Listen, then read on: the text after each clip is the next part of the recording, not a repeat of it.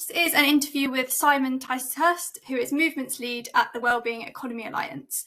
Before joining the Wellbeing Economy Alliance, Simon was Oxfam International's Regional Director for Latin America and the Caribbean from 2015 to 2022. A Latin American specialist, Simon has lived in Latin America since 1986 and is based in Mexico. He has worked in El Salvador, Nicaragua, Mexico, Bolivia, Brazil and Colombia.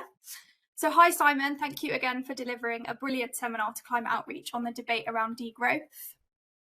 Simon delivered this seminar at the beginning of November, and this is part of a series of internal seminars. And through this series, we hope to learn from researchers and specialists like Simon who build a shared understanding of research opportunities and challenges. So these seminars will help us to explore areas for potential evolution within research and engagement at climate outreach. And thank you so much again for agreeing to sit down with me today to explore your work and to touch on some of the insights you shared with us around degrowth or post-growth, as we'll get into today. So to start with, please can you introduce us to your work at the Wellbeing Economy Alliance, touching on some of your insights into the debate around degrowth, and also what does degrowth mean? How would you explain it to someone unfamiliar with the concept?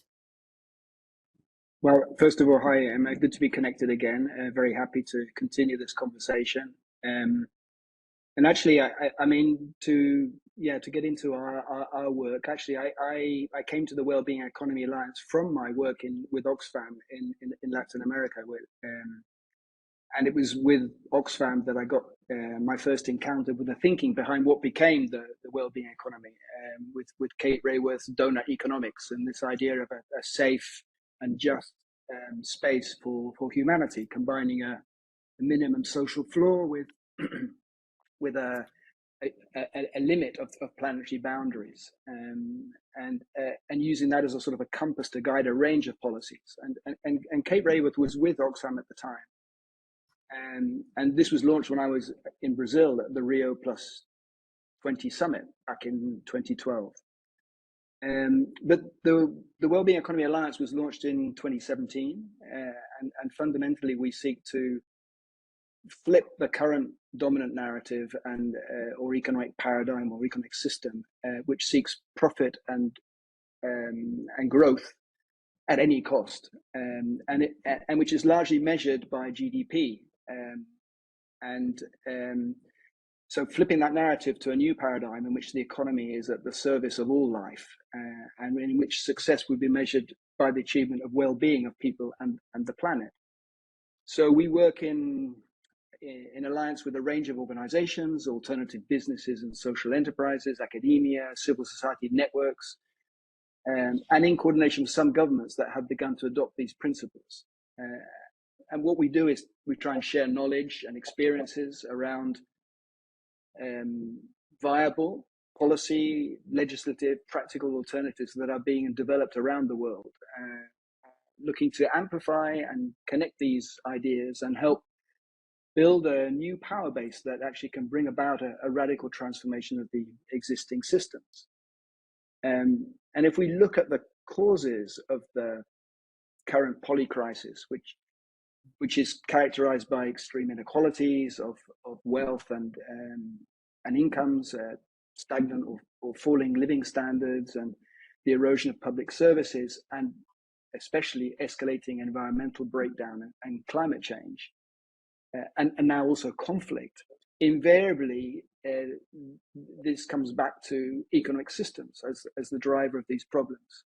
And instead of well-being, the dominant economic paradigm puts the pursuit of economic growth at the center, which has also become mistakenly synonymous with development, with progress, and success.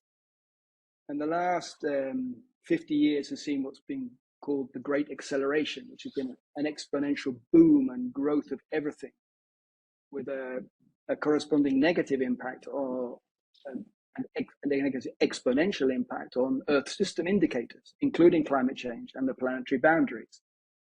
And growth by maximizing the throughput and maximizing output is good for GDP, and it's good for profit, but it's very resource intensive. It prioritizes short-term gain, and above all, it ignores the true cost, what it was called externalities, and climate change could be considered an externality in that way of seeing the world, but also the impact on the environment.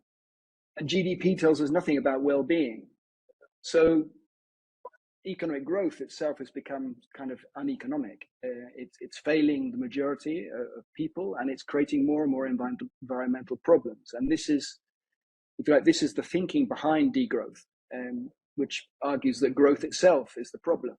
So our economic system's obsession with growth is destroying the planet, and we cannot continue to grow infinitely on a planet with finite resources. This growth-based system is hitting the wall of its own limitations. This isn't new, of course. David Attenborough often says anyone who believes that exponential growth can go on forever in a finite world is either a madman or an economist. But actually, this quote is attributed to the influential economist Kenneth Boulding back in the 1960s.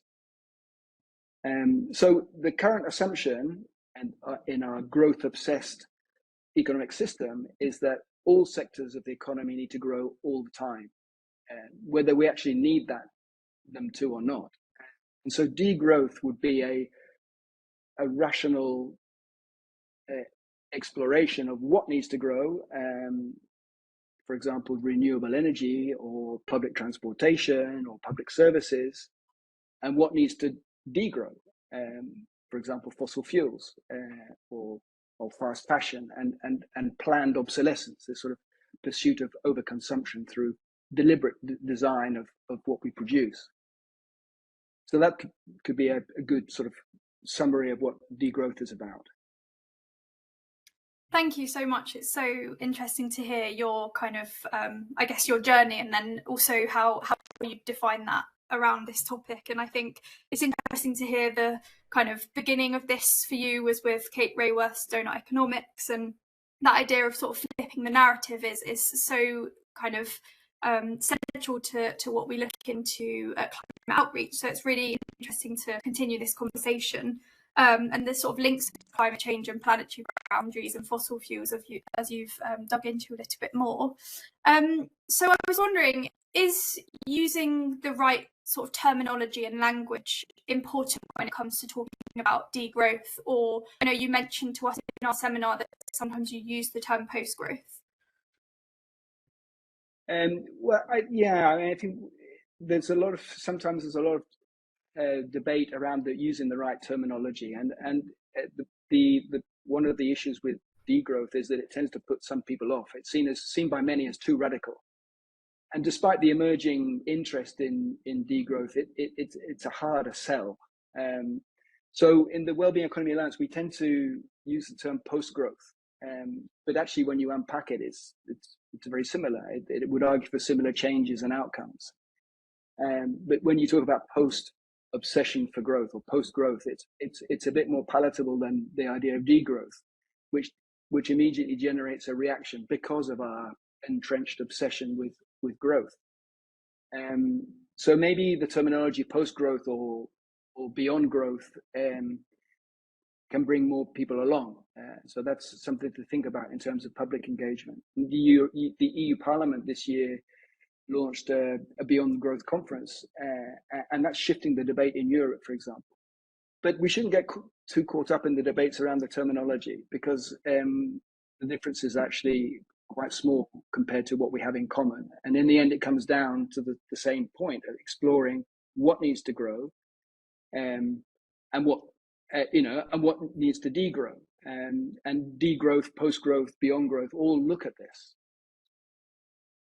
Okay, brilliant. Yeah, that's really useful to hear and to understand that around that kind of language and terminology of it. So thank you. And thank you for sharing those details. It's truly fascinating work, and the insights, as I said, really do have huge relevance to our work at Climate Outreach. So I'd like to explore a little bit more around kind of climate change and the links to that, and how we can sort of use what we're learning here today in the climate comms sector. So to start with, what is the conversation that's happening around degrowth right now? And is this conversation different in the context of, say, the UK to elsewhere in the world? So I think the the central ideas behind degrowth is that we need a mindset shift from more and more to enough and sufficiency with enough. So most degrowthers would argue that the current ecological crisis is driven by the excessive use of energy and resources. And so the idea of degrowth centers around the drawdown or the reduction of energy use. And that's whether that's fossil fuel or renewables, because renewable energy is also creates environmental pressures through the extraction of minerals. And so this is so the idea of degrowth is in contradiction with green growth, for example, which has a lot of support, because green growth assumes that growth in renewable technology will take us out of the current crisis. So that's one of the conversations, and the other is sort of degrowth centers around the planned reduction of excess energy and resource use. It's not the same as a recession or economic collapse or crisis, which is when the growth addicted economy starts failing, and that has a very negative impact on livelihoods and on the poor. It's about deliberately planning to degrow certain sectors of the economy that are focused on maximizing corporate profit and elite concentration of wealth rather than need, and this would, by definition, reduce the energy use. Oxfam just put out a report this last week on how the use of energy and the contribution to climate change is concentrated in a very small percentage of the population. So this sort of thinking would change the goals of companies and governments away from profit, and it would reform the goal of governments and firms to generate social and planetary well-being rather than private profit.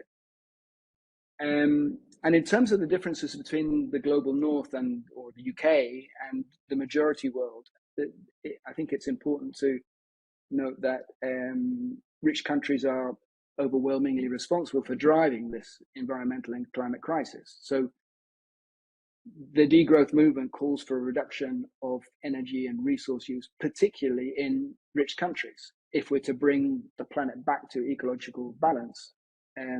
So this idea of degrowth is particularly needed in the industrial economies of the north, of the global north, which are responsible for the crisis. And therefore we need to make a distinction with the majority world, which has done little to contribute to the current global crisis. So degrowth also introduces the idea of differentiated responsibility. And in terms of the climate debate, this is particularly relevant. One of the central discussions in the climate negotiations, for example, is on climate finance. And this is related to the differentiated responsibilities, the responsibility of wealthy countries and corporations to fund mitigation and adaptation. And the last COP 27, the idea of loss and damages, or the idea of just transitions. You could probably add the need to cancel debt as well, which sees so many countries paying more to service the debt than on health and education or on climate action. So these are some of the conversations happening around degrowth.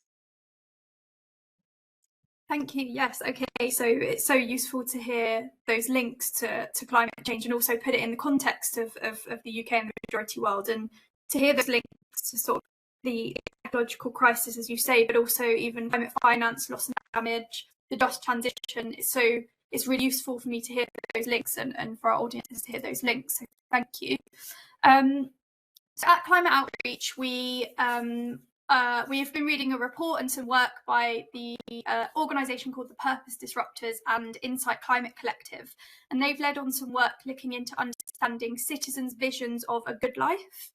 And this explores new priorities among people, such as rebuilding community and renewing appreciation in nature.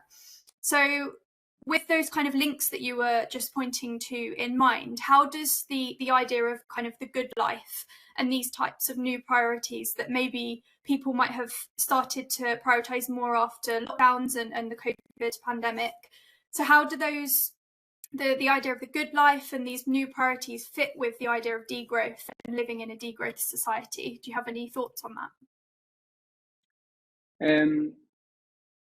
Well, yeah, I mean, I think the principles or at the center of a well-being economy are a series of needs or principles which overlap with the same ideas that you've been exploring in terms of a good life, and the same principles. Or in Latin America, we call it buen vivir, or in Ecuador or Bolivia, vivir bien. And I think there's the overlap, is quite neat in that sense. And we'd be talking about a set of principles which would be common to the idea of a good life, and what one would be dignity. That the economy ensures that everyone has enough to live in comfort, safety, and happiness.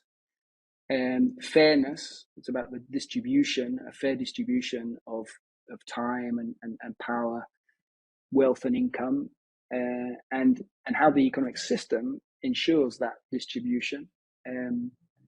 Nature, so nature at the center. So the economy is designed to cherish, restore, protect our natural environment, and also, the other forms of life, the other species we cohabit the planet with. Participation, citizens are actively engaged in the design, in the visioning, and in the design of the economy, and they actually mold a new economy. And connection would be the fifth principle, or need. We talk about WEAll needs. The idea of a sense of belonging, and institutions that serve a common good. Now, all of these are important principles, and the current sort of obsession with growth actually working against nearly all of these principles. So it's very much connected to the ideas of degrowth. Thank you. That's fascinating, and I think picking up on especially your kind of your insights into one of those, which was fairness. And we do a lot of work at Climate Outreach around fairness and what fairness means to people, and what a fair transition looks like for different people. So that's interesting to hear those links there. And then, of course, picking up on the kind of citizen engagement and bringing people in and having their voices heard, I think is really imperative to what we do at Climate Outreach and we advocate for. And I think that's really great to hear those links as well. So thank you. And that's a very good segue onto the next section, as I'd love to hear a bit more about public engagement and how that kind of weaves into all of this. So how does the Wellbeing Economy Alliance approach public engagement around degrowth or post-growth? Yeah, I mean, I think that the main challenge for public engagement is a shift in the narrative from a dominant mindset to a different. So this idea of degrowth actually is about moving from more and more to enough. So this shift in mindset is key for, I think, sort of the key purpose and objective of public engagement. And the idea of from to is also a helpful framing, I think. So we would, we use this a lot in terms of the narrative that we're building and trying to influence the thinking of different actors. Is we move from the historical obsession for growth to an ethic of sufficiency and flourishing and balance and ecological balance, and from the idea of progress and development as the accumulation of wealth to the understanding of progress and development as something related to health and well-being, and to recognize the economy as something that's embedded within society and within the ecosystem in which we all live, and within the environment, and not separate from. So moving from that separation, that disconnect, to being part of something bigger, and the economy at the service of that, rather than everything else at the service of the economy. And instead of people and planet, therefore, being at the service of the economy should be the service of the well-being of people and planet. And then how we measure that is sort of, instead of GDP, to measurement of well-being, which several governments are already starting to adopt. So I think this is the main sort of the main idea in terms of how we would engage around the change, around a shift in narratives and mindsets. Great, thank you for explaining that and touching on that. It's really interesting. And I guess in line with that, at Climate Outreach, we talk about the need to sort of pass the mic to trusted messengers when we engage the public on climate change. So who is trusted to talk to different audiences about climate messaging? So do you have any insights on who is trusted to talk about post-growth? Yeah, I mean, in terms of trusted messengers, I would recommend some of the ambassadors of the Wellbeing Economy Alliance. So Tim Jackson, who wrote Prosperity Without Growth, which is about the time that the degrowth movement emerged, and this was originally a report that was aimed to influence the UK government at the time, and then became a book, and has been very influential. Jason Hickel, who's written Less is More, also very influential degrowth thinker. Kate Raworth of Donut Economics fame, Catherine Trebeck, who was one of the founders of the Wellbeing Economy Alliance, and she's recently co-written a book called The Economics of Arrival, which again captures this idea of us moving from growth to flourishing with enough, around the idea that industrial economies have kind of arrived, and continuing to grow the way we do is actually now detrimental to our well-being. So I think all of those are important thinkers, but we also need to look to thinkers from the majority world. So Diapolo Lebohang Peko from South Africa, also Wellbeing Economy Ambassador. And she brings a post-colonial or decolonial perspective to these discussions around growth. Jason Hickel himself is from Africa as well. And I think, yeah, there's quite a good group of trusted messengers there. Brilliant, thank you. Yeah, that's a really great list of both specialists, but also resources for our audiences to dig into. So thank you for sharing those. I guess to sum up a little bit about what we've been talking about today. So to what extent does the kind of average person need to care about post-growth? How much do we need to live in a way that reflects this post-growth idea? And do we need to know everything about it to support this transition?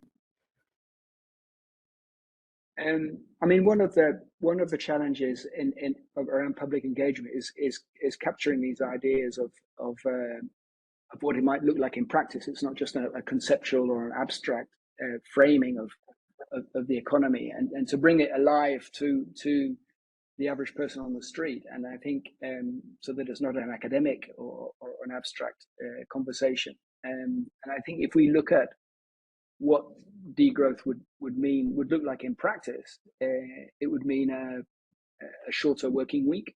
For example, the Wellbeing Economy Alliance, we practice a 4-day week, 32 hours. And this frees up time not to increase consumption, but to improve well-being, spending more time connecting with family, with friends, cooking more healthily, doing exercise or studying, learning something new. And a lot of studies now in Europe have been looking at this, have been putting this into practice. And a lot of learning coming out from this is demonstrating that it also increases productivity, reduces the turnover of staff. So there's something in this idea of a shorter working week, which will reduce also the energy consumption. And we saw that impact, for example, during COVID, and how that had a positive impact in terms of the environment. And if we organize the economy differently, we can also address many of the demands of the exclusion, the idea of the social flaw. So a more human-centered economy could decommodify the things that we need for a dignified life. These are core social goods, so health and education, housing, transport, internet access, And all of these should be possible without high levels of GDP or economic growth. And the best example that I know of is Costa Rica, where you have high levels of well-being and life expectancy, longevity, with much lower levels of GDP compared to the United States, for example. Another would be a living wage or a universal basic income, which would also contribute to this idea of social well-being. And all of these are actually quite popular measures, and I think easily understood by everyone, and can be easily demanded of politicians. So there are ways of engaging on all these issues, I think. Great, thank you. It's good to hear about kind of some of the examples of what this might look like and how this might affect kind of day-to-day life. So thank you for putting that into a bit of context and giving some sort of tangible examples of that. So before we finish off, I just have one final question. In the seminar you gave to Climate Outreach, you touched on 4 key areas relating to the topic of post-growth. And these were purpose, prevention, pre-distribution, and people-powered. So I was wondering if, for our audiences, you could just explain a little bit about these 4 areas, what they mean in relation to post-growth, climate and public engagement, please. Yeah, so a well-being economy, as we've been saying, sort of aims to shift the narrative, actually beyond criticisms of the current system towards one that actually establishes a well-being economy as a desirable and viable goal, and therefore inspires action towards that vision. And so when we talk about the well-being economy in terms of what we're trying to achieve, these 4 key areas are, or what we call the 4 Ps that you mentioned: purpose, pre-distribution, prevention, and people-powered, are about how we get there. So the purpose of the economy would shift. It would become a purpose instead of delivering profit. It would deliver human and ecological well-being. So there'll be a much wider suite of measures of success beyond GDP that talk about well-being, which GDP doesn't pick up on. Pre-distribution, if you like, these are, if you wanted to sort of imagine how to get there, you could use these 4 Ps as corners of a jigsaw as well. You start with the corners and then work in from that. So purpose, pre-distribution would be it's more than economic growth and then limited redistribution or disputing and fighting over how we redistribute resources. It actually looks to pre-distribute power and wealth and time and income. So it's looking more upstream, and it's looking at designing the economy in a way that is pre-distributive, so that for example, social enterprises or cooperatives and businesses that are owned by their workers, or community wealth building initiatives, or living wages would all be pre-distributive measures. And the preventive, the idea of prevention is similar in that you look upstream and focus on changes there rather than focusing on downstream problems of coping and surviving and patching up and repairing the damage that we've created. Something that's called failure demand. So that we look at it in a way that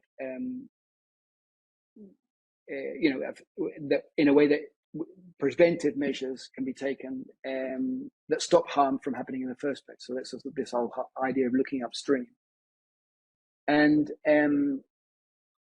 people powered, the 4th P is about it's in contrast to the exclusion of people in the economic decisions today. So economic decisions would be powered by people who are much more involved in decision making and in agenda setting, in the idea of the visioning of what well-being is for different contexts. It's not one single idea. It'll be very different in different geographical, political, cultural contexts. So citizens' assemblies or participatory budgeting, very much at a local level, and building up from the local level towards the national or the global level. But a very different way of designing the economy, and it would involve participation. And these are all also key elements in supporting the public engagement around the shift in narratives. Brilliant. Thank you so much for explaining those 4 areas, and it really definitely helps to imagine the puzzle pieces you mentioned. So thank you. I think that's a really great way to finish off today. Unfortunately, we've run out of time, but thank you so much for your time today, Simon. Before I let you go, is there anything that you would like to add that maybe you haven't had a chance to today? Well, I mean, thanks for the time, thanks for the interest, and really good to connect with you all. I think, I mean, it is really important, given the urgency and the awareness of that exists around the climate crisis, that the climate movement is able to embrace this interconnected and systemic causes in the economy, and adopt the narrative of an understanding of how the pursuit of growth has become so environmentally destructive. And we'd love to continue to collaborate with you on that. Brilliant. Thank you so much. And yes, really brilliant to connect with you too. So thank you. And I'm sure we'll speak again soon. Thanks very much. Thanks, Emma.